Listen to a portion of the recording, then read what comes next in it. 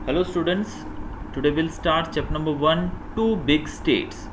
दो बड़े राज्यों के बारे में आज हम पढ़ेंगे जो कि बहुत ही ज़्यादा शक्तिशाली थे और किस प्रकार से ये राज्य जो थे वो शक्तिशाली बने और कैसे फिर ये बिल्कुल मिट्टी में मिल गए, इसके बारे में हम जानेंगे। तो पहला जो स्टेट हम पढ़ने जा रहे हैं जो वो है कन्नौज। कन्नौज के बारे में पढ़ेंगे जो कि एक बहुत ही बड़ी रियासत थी पुराने समय की। तो यहाँ के जो रूलर थे वो थे Harshvardhan. King Harshvardhan was born in 1606 CE after the death of his father Prabhakarvardhan. Harshvardhan's elder brother Rajyavardhan ascended the throne of Thaneshwar. तो सबसे पहले हर्षवर्धन का जन्म हुआ था 606 में और उनके पिता प्रभाकर वर्धन की मृत्यु के बाद उनके बड़े भाई जो थे जिनका नाम था राज्यवर्धन, वो गद्दी पर बैठे यानी कि उनके उत्तराधिकारी बने। कौन सी जगह की बात कर रहे हैं हम? थानेश्वर। ये थानेश्वर के राजा बने।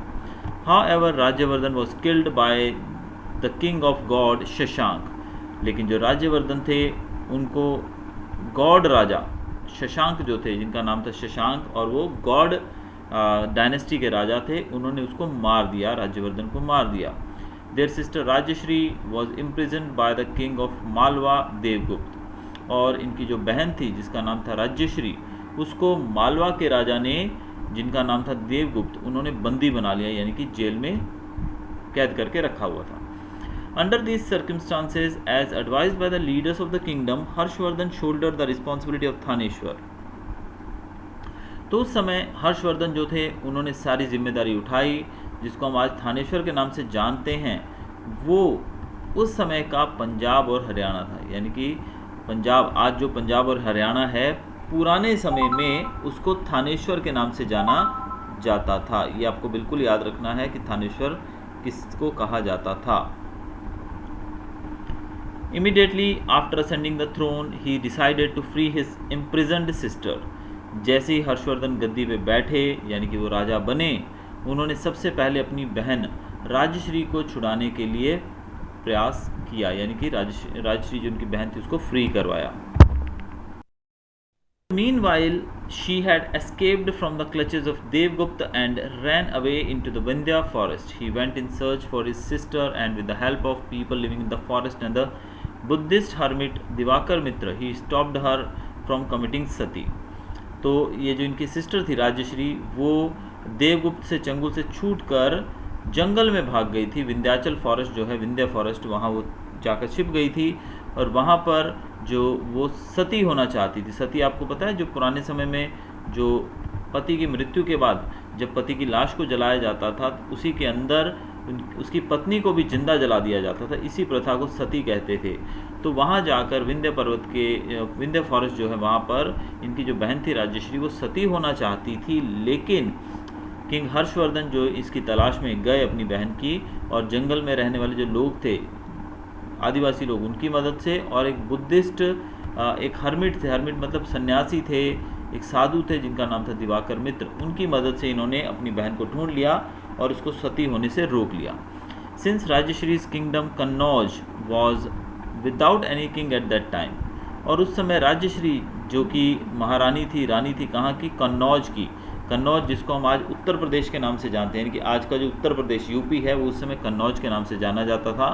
तो कन्नौज जो था उस समय उसका कोई भी राजा नहीं था, क्योंकि राजश्री जो थी उसके हस्बैंड में भी मारे जा चुके होंगे युद्ध में, और इसीलिए वहाँ पे कोई भी राजा नहीं था। Harshvardhan became it's ruler. और उस समय जो राजश्री का जो किंगडम था कन्नौज, उसके रूलर के तौर पे हर्षवर्धन ने कमान संभाल ली। फिर बाद में उन्होंने देवगुप्त को हराया जो कि मालवा के राजा थे, जिन्होंने इनकी बहन को बंदी बना के रखा हुआ था। तो देखिए किस प्रकार इन्होंने अपने परिवार का बदला भी लिया और अपने राज्य को भी संभाला। As part of his preparation to launch an attack on Shashank, the God King, he formed an alliance with the king of Kamrup, Assam, Bhaskar Varman. अब हमने देखा था कि देवगुप्त जो थे किंग ऑफ मालवा, इन्होंने इनकी बहन को बंदी बना के रखा था, और दूसरे जो राजा थे जिनका नाम हमने देखा शशांक, जिन्होंने इनके भाई को मार दिया था, उनसे बदला लेने के लिए इन्होंने कमरूप के राजा, कमरूप जिसको हम आज असम के नाम से जानते हैं, वहाँ के जो राजा थे जिनका नाम था भास्कर वर्मन, उनसे इन्होंने हाथ मिला लिए, यानी कि इन दोनों ने मिलकर शशांक के ऊपर अटैक करने की योजना बनाई। With the help of a large army, he defeated the God King and won over a major part of his kingdom, और एक बहुत बड़ी आर्मी लेकर ये पहुँचे और इन्होंने गौड़ राजा को हराया, इनकी गौड़ किंग शशांक जो थे उनको हरा दिया और उनके जो एरिया पे कब्जा कर लिया। He also conquered Malwa and Saurashtra, और हर्षवर्धन जो थे फिर वो आगे मालवा और सौराष्ट्र की तरफ बढ़े, वहाँ भी ये जीत गए, but was unsuccessful in defeating Pulakeshi two, लेकिन अपने राज्य को बढ़ाने के जो प्रयास थे इनके, जो योजना थी उसके अंदर जब इनका सामना पुलकेशी टू नामक एक राजा से हुआ जो कि चालुक्य डायनेस्टी के राजा थे, जो कि साउथ इंडिया में रूल करते थे, तब हर्षवर्धन हार गए, यानी कि उनसे वो जीत नहीं पाए। After 7 successive victorious years Thaneshwar emerged as a large kingdom in north India. लगभग 7 सालों तक लगातार विक्ट्री यानी कि युद्ध जीतने के बाद, हमने देखा ना कितने राज्यों पे हर्षवर्धन ने कब्जा किया था, थानेश्वर जो था बहुत ही बड़ा राज्य बनकर उभरा उत्तर भारत में। हर्षवर्धन रीन एंड एडमिनिस्ट्रेशन, अब हर्षवर्धन कितने ताकतवर राजा थे वो तो हमने इनके जो पीछे हमने पढ़ा जस्ट एक पैराग्राफ, उसमें हमने इनके बारे में जान लिया, लेकिन उनके कार्यकाल के बारे में, इनकी जब वो रूल कर रहे थे तो उनका एडमिनिस्ट्रेशन कैसा था, यानी कि किस प्रकार से वो राज्य को चलाते थे, उसके बारे में देखते हैं। Harshavardhan personally supervise the administration of his state by travelling extensively to different parts of empire. वो पर्सनली अपने राज्य के अंदर जाते थे और हर एक काम को, यानी कि जो भी काम अलग अलग जगहों पे किया जा रहा है उसको पर्सनली जाकर वो सुपरवाइज करते थे, देखते थे।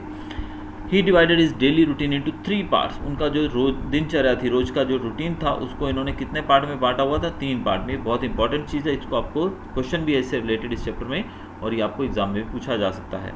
तो इनका जो डेली रूटीन था वो 3 भाग में बटा था। पहला था the first was for administrative purpose, यानी कि सबसे पहले ये अपने राज्य की देखरेख करते थे, यानी कि उसमें होने वाले कार्यों का जायज़ा लेते थे।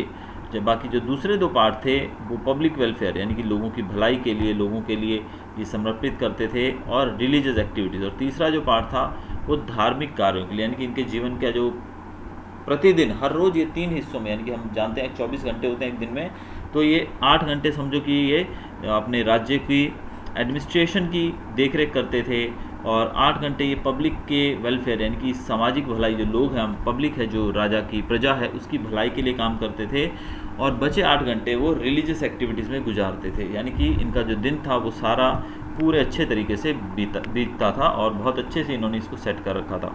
ही was so diligent in carrying out his administrative responsibility that at times he even forget to have meals. ये इतने ज़्यादा खो जाते थे अपना काम करने में, यानी कि राज्य की देखभाल करने में इतना खो जाते थे, कभी कभी तो ये खाना भी भूल जाते थे, यानी कि कितने ज़्यादा सक्षम थे ये राजा। यहाँ आप जो नीचे पिक्चर देख रहे हैं 1.2, यहाँ पर जो हैंडराइटिंग दी गई है ये हर्षवर्धन की हैंडराइटिंग है, जो कि उस समय किसी और भाषा में लिखा गया है। इम्प्रिंट्स लेफ्ट बाय हर्षवर्धन, अब हर्षवर्धन ने कौन कौन सी चीज़ें बनाई जो आज भी हमारे पास हैं वो देखते हैं हम। Harsha build many rest houses, उन्होंने रेस्ट हाउसेज बनाए, वेल्स, कुएँ, स्टेप वेल्स, लेक्स, मठ एंड विहार यानी कि जहाँ पर साधु संत लोग रहते हैं वो। And also prohibited animal slaughter, इन्होंने एनिमल स्लॉटर के ऊपर रोक लगा दी, यानी कि जो जानवरों की बलि चढ़ाई जाती थी ना पहले पुराने समय में, तो राजा जो थे वो आहुति देते थे यज्ञों के अंदर जानवरों की, इसके ऊपर इन्होंने रोक लगा दी। Every year he organized a Buddhist religious meet, हर साल ये एक बुद्धिस्ट रिलीजियस मीट रखते थे, यानी कि बुद्धिस्ट रिलीजन मीट यानी कि बुद्ध जो धर्म के लोग हैं उनको बुलाकर एक धार्मिक मेला मीटिंग रखते थे। And every 5 years he would organize a huge religious congregation at Prayag, और हर 5 साल में एक बार ये बहुत बड़ा एक मेला लगाते थे, एक बहुत बड़ा फेयर कह सकते हैं हम, जो कि होता था कहाँ पर, प्रयाग में। तो हर 5 साल में एक बार एक बहुत बड़ा एक हम कह सकते हैं कि सम्मेलन होता था प्रयाग के अंदर, जहाँ पर दूर दराज से लोग जो थे, धार्मिक जो साधु संत महात्मा और बुद्धिमान लोग आते थे। There he would donate generously till his entire treasury was emptied, और वहाँ पर उस मेले के अंदर, उस सम्मेलन के अंदर जो हर्ष राजा जो थे वो इतना ज़्यादा दान दक्षिणा करते थे, तब तक वो करते थे जब तक इनका पूरा ट्रेजरी यानी कि पूरा खजाना खाली ना हो जाए, तब तक दान करते थे। एंड वो would give away the ornaments he would be wearing eight that time, और उस समय ये इतना ज़्यादा दान दक्षिणा करते थे कि ये जब तक इनका खजाना खाली ना हो जाए तब तक ये लोगों को बांटते रहते थे, और इनके जो ऑर्नामेंट्स थे, जो ये गहने पहनते थे, वो भी ये लोगों को बांट देते थे, यानी कि बहुत ही ज़्यादा दयालु किस्म के ये राजा थे।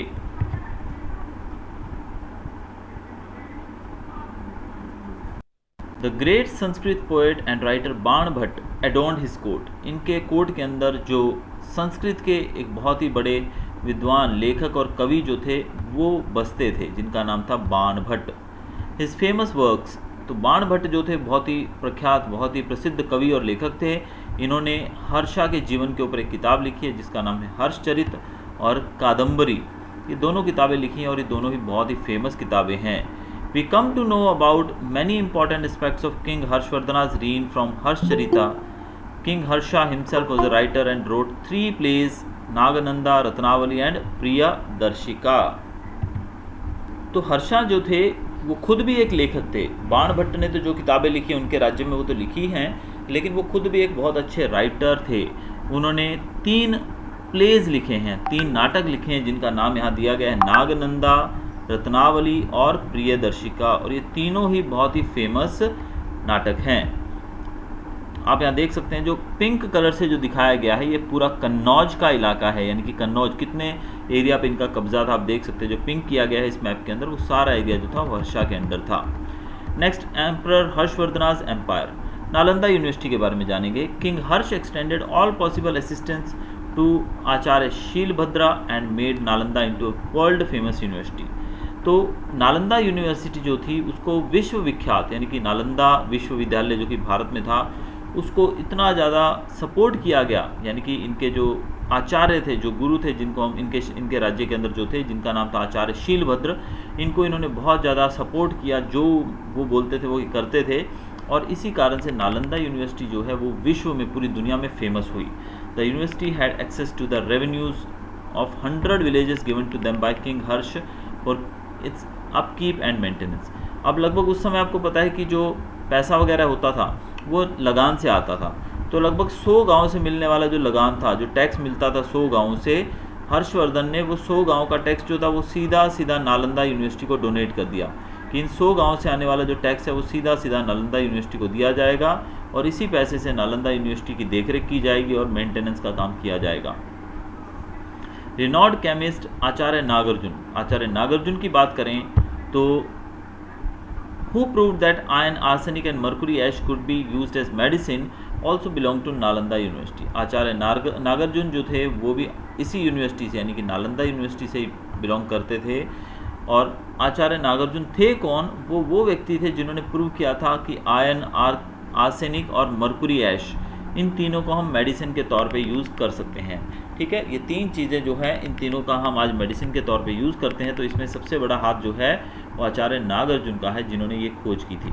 यहाँ जो पिक्चर आप देख रहे हैं यहाँ पर नालंदा यूनिवर्सिटी के अवशेष जो हैं वो हमारे सामने दिखाई दे रहे हैं। लाइफ ऑफ द पीपल, अब लोगों के जीवन के बारे में देखते हैं। Information about the reign of Harsha is available from the writings of Chinese traveller Hiuen Tsang. तो उस समय के जीवन, अब देखिए हर्षवर्धना तो जीवित नहीं है हमारे सामने जो हमको बता सकें, लेकिन उस समय चाइनीज़ ट्रैवलर जो भारत आए थे कई बार, जैसे ह्यूनसांग हो गए, वो जब भारत आए थे, एक फाहीन नाम से एक चाइनीज़ जो थे ट्रैवलर वो आए थे। तो ह्यूनसांग जो थे जब वो भारत आए थे तो उनके द्वारा लिखी गई जो किताबें हैं उसमें हमें पढ़कर उनके जीवन के बारे में, उस समय के लोगों के जीवन के बारे में पता लगता है। Towns and villages of the time were fortified and had huge gateways eight there entrance. तो पता लगता है कि उस समय के जो गांव और शहर थे ना, छोटे बड़े कस्बे, वो फोर्टिफाइड थे। फोर्टिफाइड का मतलब किले की तरह बने हुए थे, यानी कि चारों तरफ ऊंची ऊंची दीवारें थी ताकि दुश्मन उस पर अटैक ना कर सके, और एक बड़ा एंट्रेंस होता था। ये चीज़ तो आप मूवीज़ में भी देख चुके होंगे कि बड़ा गेट होता है और चारों तरफ से वो पूरी ऊंची ऊंची दीवारों से घिरा रहता है। The society was divide two 4 groups. उस समय की जो सोसाइटी थी उसके 4 ग्रुप्स थे, 4 पार्ट में उसको बांटा गया था। While the पर्दा system and intercaste marriages were not prevalent eight that time. उस समय पर्दा सिस्टम जो था और इंटरकास्ट मैरिजेज ये उस समय नहीं थी। पर्दा भी नहीं था, पर्दा सिस्टम भी नहीं था। पता है पर्दा सिस्टम क्या होता है कि महिलाएं जो है पर्दे में रहती हैं, घूंघट में रहती हैं, पुराने समय से ही चला आ रहा है, आज भी काफ़ी जगहों पर ऐसा ही होता है। तो ये सिस्टम नहीं था उस समय। इंटरकास्ट मैरिजेज यानी कि दूसरी कास्ट के लोग आपस में मैरिज नहीं कर सकते थे, ये चीज़ नहीं थी उस समय। The custom of sati, child marriage and polygamy had started by then. लेकिन उस समय सती प्रथा, यानी कि जो महिला पति की मृत्यु के बाद वो सती हो जाती थी, जिंदा उसको आग में जला दिया जाता था, ये चीज़ चालू थी उस समय। चाइल्ड मैरिज, बच्चों की शादी कर दी जाती थी, और पोलीगैमी यानी कि बहुपत्नियाँ मतलब एक व्यक्ति जो है वो कई शादियाँ करने का अधिकार रखता था, यानी कि उसकी एक से ज़्यादा पत्नियाँ हो सकती थी। The local diet consisted of milk and milk products, तो लोग खाते क्या थे? दूध से बने product, wheat, rice, fruits, vegetables, ये चीज़ें खाते थे जो हम आज खाते हैं। They were clean simple clothes, white cloth, ज़्यादातर लोग जो थे साफ़ सुथरे सफ़ेद कपड़े पहनते थे। मैन जो पुरुष थे वो धोती पहनते थी और महिलाएं जो थी वो साड़ी पहनती थी। उनके ऑर्नामेंट्स की बात करें, वो फ्लावर से बनते थे। ऑर्नामेंट्स मतलब गहने जो वो शरीर पे पहनती थी महिलाएं, वो फूलों से बनते थे। उस समय के गेम्स की बात करें तो चेस और गेम ऑफ डाइस मतलब जो पासे फेंकने वाला गेम होता है ना, जो मामा शकुनी भी खेलते थे हमारे रामायण महाभारत के अंदर, आपने देखा होगा। तो चेस और ये पासे फेंकने वाला गेम जो है गेम ऑफ डाइस, ये उस समय के बहुत ही ज़्यादा एंटरटेनमेंट के स्रोतों में से एक थे। Acrobats and conjurers wandered from village to village. Acrobats यानी कि जो करतब दिखाते हैं ना, लोग करतब करते हैं, जो रस्सी पे चलना या इधर उधर कूदना सर्कस में जैसा होता है। एक्रोबैट्स और कंजरर्स होते हैं जादूगर, वो जगह जगह घूमते रहते थे, विलेज टू विलेज जाते थे और लोगों को अपना खेल दिखाते थे। एक्रोबैट्स जो कि करतब दिखाते हैं या जादूगर जो होते हैं, वो जगह जगह घूमते थे विलेजेस में और लोगों को एंटरटेन करते थे। उस समय के लोग काम क्या करते थे? फार्मिंग एंड एनिमल हस्बेंड्री, यानी कि लोग खेती का काम करते थे, या फिर एनिमल हस्बेंड्री यानी कि पशुपालन, गाय भैंसे पाली जाती थी, यही ज़्यादातर लोगों का काम होता था। लैंड रेवेन्यू यानी कि टैक्स कितना पे करना पड़ता। आजकल आपको पता है ना, हम भी टैक्स भरते हैं, आपके पेरेंट्स भी टैक्स भरते होंगे। तो उस समय टैक्स जो था, जिसको हम लैंड रेवेन्यू कहते हैं, वो 1/6 ऑफ द प्रोडक्शन भरना पड़ता था। यानी कि जितनी प्रोडक्शन होती थी उसका 1/6, समझो आपके पास 100 बोरी गेहूं की हुई तो उसमें से 6 बोरियां आप टैक्स के रूप में दे देंगे। तो 1/6 जो था वो टैक्स के रूप में, यानी 6 में से एक पार्ट देना पड़ता था। 1/6 पार्ट जो होता था वो हमें टैक्स के रूप में देना पड़ता था। और internal and international trade was carried out by the Vaishyas. Vaishyas एक कम्युनिटी है उस समय ब्राह्मण, क्षत्रिय, वैश्य और शूद्र, ये 4 कम्युनिटीज़ होती थी, जिसमें से वैश्याज जो होते थे वो इंटरनेशनल और इंटरनल ट्रेड, यानी कि देश के अंदर ट्रेड करना, व्यापार करना, और बाहर दूसरे देशों के साथ व्यापार करना, ये काम जो था वैश्यस का था। A highway from Pataliputra to Bhrigu Kachchh port was built by the state for trade and transportation of goods. उस समय पाटलिपुत्र जो कि बिहार में है शायद, वहाँ से लेके भृगु जो कि आज हम भरूच बोलते हैं, गुजरात के अंदर जो है, भरूच तक एक रोड बनाया गया था, एक हाईवे बनाया गया था। क्योंकि भरूच एक पोर्ट है तो वहाँ तक एक रोड बनाया गया था ताकि चीज़ों को एक जगह से दूसरी जगह पहुँचाने में दिक्कत ना हो, क्योंकि वो एक पोर्ट था तो पोर्ट पर सामान भेजा जाता था और वहाँ से दूसरे देशों में जाता था, या फिर दूसरे देशों से जो सामान आता था वो आने के बाद पोर्ट से बाहर जाने के लिए अच्छे हाईवेज भी बनाए गए थे। Gold and silver coins were used for commercial transactions, ornaments, statues, Ivory and carved wooden pieces were exported. उस समय गोल्ड और सिल्वर कॉइन्स जो होते थे यूज़ किए जाते थे, जैसे आज हम यूज़ करते हैं रुपए, उस समय गोल्ड और सिल्वर के कॉइन्स होते थे। फिर ornaments, statues and Ivory carved wooden pieces were exported, तो ये चीज़ें एक्सपोर्ट की जाती थी। ऑर्नामेंट मतलब गहने जो हम पहनते हैं, ज्वेलरी। स्टैचूज मतलब मूर्तियाँ, आइवरी मतलब हाथी के दांत जो होते हैं वो। फिर wooden pieces, carved wooden pieces यानी कि वुड, लकड़ी के ऊपर जो नक्काशी की जाती है उसके ऊपर डिज़ाइन बनाया था, ऐसी चीज़ें एक्सपोर्ट की जाती थी दूसरे देशों में।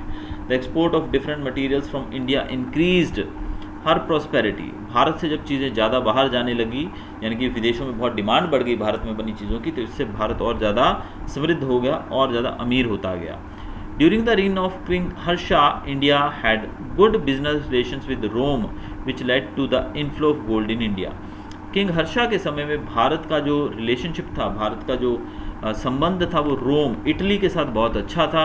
इस कारण से वहाँ से गोल्ड भारत में बहुत आता था, क्योंकि भारत जो था वो अच्छे रिलेशन इटली के साथ होने की वजह से इटली में जो भी गोल्ड था वो ज़्यादा भारत में पहुँचता था। People followed Hinduism, Buddhism and Jainism but were tolerant towards other religions also. अब उस समय के जो लोग थे, हर्षा के जो प्रजा थी, वो ज़्यादातर हिंदुज़म, बुद्धिज़्म और जैनिज़्म को मानते थे, लेकिन दूसरे रिलीजन के प्रति भी उनका अच्छा नज़रिया था।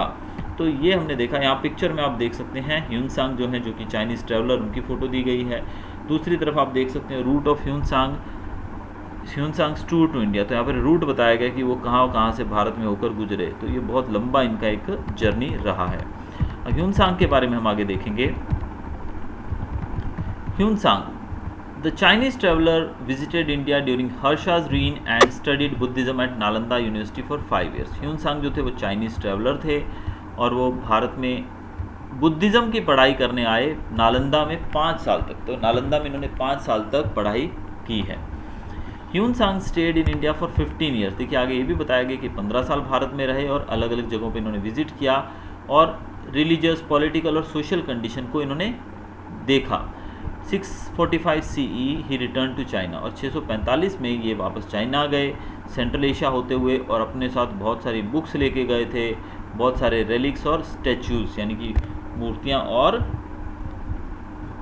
प्राचीन समय से जुड़े जो अवशेष होते हैं उनको रेलिक्स कहा जाता है। ऐसी चीज़ें जो पुराने समय से जुड़ी होती हैं, जो ज़मीन की खुदाई करते वक्त हमें मिलती हैं एक्सेट्रा। तो ऐसी बहुत सारी चीज़ें वो अपने साथ लेकर गए। During his stay he attended the 6th Buddhist religious congregation at Prayag. तो जो 6th बुद्धिस्ट जो सम्मेलन हुआ था छठा, उसको भी इन्होंने अटेंड किया था। Hyun-sang has noted that, Hyun-sang ने क्या चीज़ें नोट की थी उस समय वो देख लेते हैं ज़रा। देयर वर 100 बुद्धिस्ट मठ्स इन हर्षास किंगडम, यानी कि हर्षवर्धन के राज में लगभग 100 के करीब बुद्धिस्ट मठ थे, यानी कि आश्रम थे बुद्धिस्ट के लिए। People lived a simple, pious and peaceful life based on living by rules of good moral conduct and justice. लोग जो हैं सादा जीवन जीते थे, लोग पवित्र और शांतिपूर्ण जीवन जीते थे और टोटल अच्छे आचरण, यानी उनका व्यवहार बहुत अच्छा होता था, बिल्कुल जस्टिस, एकदम न्यायप्रिय लोग थे, बिल्कुल भी धोखाधड़ी जैसे आज हम लोग देखते हैं कि चारों तरफ लूटमार मची हुई है, वो चीज़ें उस समय नहीं थी। लोग पीसफुल, शांतिपूर्ण जीवन और जस्टिस भरा जीवन जीते थे। Cheating and breach of promise were considered sin. उस समय किसी का चीटिंग करना, किसी को धोखा देना, ब्रीच ऑफ प्रॉमिस यानी कि अपना वादा तोड़ना, समझो किसी से आपने वादा किया हो कि भाई मैं आपको इस समय के बाद ये चीज़ दे दूंगा, तो वो चीज़ें, वादा तोड़ना बहुत ही ज़्यादा पाप माना जाता था उस समय। तो ये हमने पढ़ा, जो आज का टॉपिक था वो था पूरा किंग हर्षा के बारे में। अब जो नेक्स्ट टॉपिक है हमारा वो है वातापी, जो कि पुलकेशी 2 के बारे में हम पढ़ेंगे हमारे नेक्स्ट वीडियो के अंदर। Till then goodbye, thanks for watching.